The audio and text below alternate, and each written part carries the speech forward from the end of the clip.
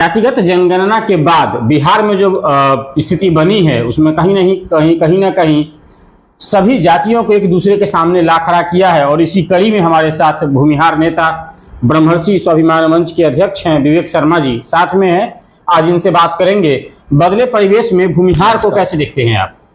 भूमिहार देखिए, भूमिहार ही एक ऐसा जाति है बिहार में जो मस्त मौला जाति है, सबको साथ लेकर चलने में विश्वास रखती है, सबको सहयोग करने में विश्वास रखती है। जब समाज की बात होती है तो अक्सर भूमिहार नेता इस बात पर बयान रखते हैं कि भूमिहार सबको लेके चलता है। समाज ये कहता है, ये आरोप लगाता है भूमिहार के ऊपर कि नदी नाला सरकार का, बाकी सब भूमिहार का। तो आखिर ऐसा क्यों हुआ कि आप जो कहते हैं कि हमने इतना कुछ किया है समाज के लिए, आपको शोषक की वर्ग में, सामंती की वर्ग में आपको बांट दिया गया है? देखिए, दुर्भाग्य की बात है, भूमिहार समाज को बदनाम किया गया। ये राजनीति के कारण 1990 के बाद जो राजनीति आया उसके बाद भूमिहारों को एक तरह से दिखाया कि अरे वाह बहुत सामंतवादी है, बहुत बड़ा अमीर है, बहुत बड़ा धन्ना सेठ है। लेकिन सरकार रिपोर्ट जो है उनके पास सवर्ण आयोग का रिपोर्ट है ना, वो पब्लिक को दिखाए, बिहार के जनता को दिखाए कि किसके पास क्या स्थिति है। 100 में 90 भूमिहार का स्थिति है कि घर बनाने के लिए जगह नहीं है। मैं बार बार बोल रहा हूं और ये हमारा 100% दावा है। कोई भी सरकार को चैलेंज करते हैं कि गिनती कर ले, 100 में 90 भूमिहार भूमिहीन हो गया है।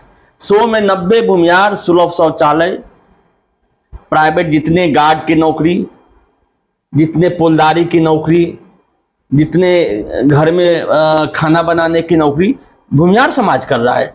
पटना में आप जितने भी देखिए, 100 में अगर 90 गार्ड होगा तो भूमिहार समाज है। 100 में 90 दुकान में सेल्समैन का काम भूमिहार समाज कर रहा है। तो बदनाम किया गया। और बदनाम कौन किया? भूमिहारों को बदनाम वही किया, वही लालू यादव जी किए जिसको कैलाशपति मिश्र जी ने और आपको बरहिया वाले कपिल देव बाबू ने मुख्यमंत्री बनाए। वही आज नीतीश कुमार भूमिहारों के साजिश रच रहा है। जिनको हिम्मत नहीं होता था अपने क्षेत्र में लालू यादव जी के डर से बाढ़ में घूमने का, उसको भूमिहार समाज आगे होकर बाढ़ में उनको सांसद बनाया। 89 में सांसद बनाया, 90 में सांसद बनाया और 2004 तक बनाते रहे। रेगुलर नेता बनाया भूमिहार समाज नीतीश कुमार जी को। तो देखिए, हम लोग का दुर्भाग्य है कि हम जिसको सत्ता देते हैं, जिसको गद्दी पे बिठाते हैं, वो भस्मासुर हमारे लिए ही बन जाता है। लेकिन ये समाज कभी न झुका है न झुकेगा और जो सत्य की लड़ाई है वो लड़ाई पे भूमिहार समाज अडिग रहेगा। 2%, 2.86% जनसंख्या है आपकी। आरोप लगाया जा रहा है कि 39% जमीनें आपके पास हैं। इसको कहां तक सही मानते हैं आप? मैं तो बोल रहा हूं ना, सरकार के पास डाटा उपलब्ध कराए। लालू यादव का बयान है कि जितनी जिसकी संख्या भारी उतनी उसकी हिस्सेदारी, अर्थात अगर इस आधार पर रिजर्वेशन हुआ तो सवर्णों के लिए कितनी जगह बचेगी, नंबर 1। नंबर 2, प्राइवेट में भी अब रिजर्वेशन सिस्टम के लिए लगातार सरकारें कह ही रही हैं, तो प्राइवेट में भी सवर्णों के लिए रास्ता कमतर बंद हो जाएगा। बिजनेस में अगर आते हैं तो सरकार के तरफ से फंडिंग सवर्णों को ना के बराबर मिलता है। अब सवर्ण के बच्चे क्या करेंगे? 33 साल से इन्हीं के सरकार है, अपने आप को सामाजिक न्याय के पुरोधा बताने वाले, अपने आप को गरीबों के नेता बना। 33 साल में ऐसा एक काम बताइए कि जिससे हमारे पिछड़े, जिससे हमारे दलित, जिससे हमारे बिहारी भाई गरीब को बिहार में रोजगार मिला। बिहार में जब उद्योग धंधा ही नहीं है तो आरक्षण देंगे कहाँ? दूसरे प्रदेश वाले को बोलेंगे ना तो इनको लतियाएंगे, समझे? तो बिहार में भैया आपने लगाया है क्या इंडस्ट्री जो आरक्षण खोजेंगे? और दूसरी बात, जहां सरकारी नौकरी का है तो बिहार का देखिए, जो भी गरीब, हर समाज के बच्चे फॉर्म भरते हैं, बेचारा रोड पे सोते हैं, स्टेशन पे सोते हैं, बस स्टैंड पे सो कर एग्जाम देते हैं और दूसरा दिन एग्जाम के बाद पता चलता है कि पेपर आउट हो गया। अब पेपर आउट कौन करता है?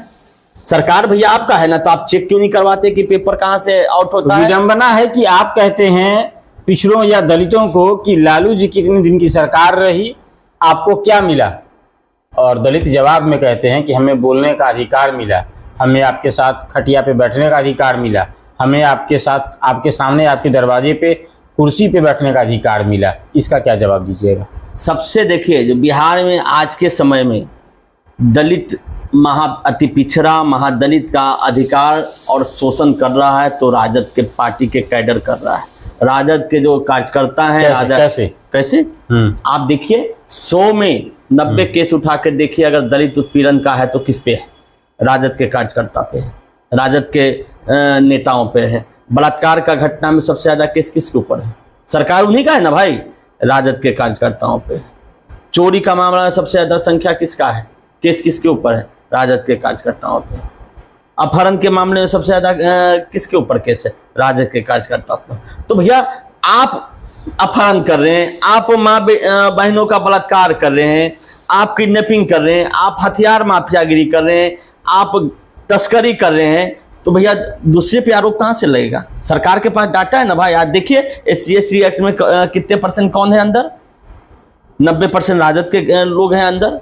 आप कह रहे हैं कि मैक्सिमम कैडर जो है वो राजद के हैं, जो दलितों का शोषण करते हैं, और आरजेडी का कैडर मतलब कि MY समीकरण यानी मुस्लिम और यादव सबको मालूम है, बिहार के किसको मालूम नहीं। लेकिन सवाल है कि वही यादव कम्युनिटी दलितों के साथ मिलकर के आपके खिलाफ नारा लगाता है कि 100 में 90 शोषित है, 90 भाग हमारा है, और आप वहां पर शोषक की भूमिका में नजर आ जाते हैं, जबकि वो रक्षक की भूमिका में नजर आता है। आखिर ये परिदृश्य बदल क्यों नहीं रहा? परिदृश्य बदला हुआ है। अगर परिदृश्य बदला नहीं रहता तो 2005 में लालू यादव जी को बिहार से राजनीतिक रूप से खात्मा नहीं होता, 2010 में राजनीतिक रूप से खात्मा नहीं होता, 2014 में राजनीतिक रूप से खात्मा नहीं होता, 2019 में राजनीतिक रूप से खात्मा नहीं होता। अगर ऐसा नहीं होता, अगर हर 90%, 80%, 70%, 60% भी अगर उनके साथ रहता तो सरकार में रहते, पूर्ण बहुमत में रहते। आप बता दीजिए, बिहार में राजद पार्टी 1990 के जो इलेक्शन के बाद कभी भी अपने दम पे सरकार नहीं बनाई है। वो चाहे 95 हो, चाहे 2000 हो, चाहे 2000 के बाद तो खत्म ही हो गए। आप देख लीजिए, उठा के देख लीजिए, कहीं ना कहीं उनको कभी कांग्रेस ने ये दिया, कभी भाजपा ने दिया, कभी और राजनीतिक पार्टियों ने, ऐसा करके समर्थन चला। अगर उनको 100 में 90% शोषित का जो आवाज उठा रहे थे, झूठा जो अफवाह फैला रहे थे, अगर साथ दिया रहता तो 243 में 200 सीट उनके पास रहता, 225 सीट उनके पास रहता। तो आपको मालूम है कि बिहार में 2019 में एक भी सीट उनको लोकसभा में नहीं आया, 2014 में कितने सीट आए थे। तो ये झूठा चीजें सब समझ गया है। दलित भी भाई भी समझते हैं कि हमारा शोषण कौन कर रहा है, अति पिछड़ा समाज भी सोचता है कि हमारा कौन कर रहा है, पिछड़ा में भी मालूम है सबको कि शोषण कौन कर रहा है। मुसलमानों को भी मालूम है कि खाली डरा डरा वाह वाह वाह भेड़िया आया कौन कर रहा है। तो ये ज्यादा दिन चलने वाला नहीं है। और देखिए आज जो बिहार में जो जातिगत जनगणना के विरोध में कौन सा समाज है? यादव छोड़ के सभी समाज रोड पे है, सभी समाज चिल्ला रहा है। हम लोग तो देख रहे हैं तमाशा, हमको कोई लेना देना नहीं है।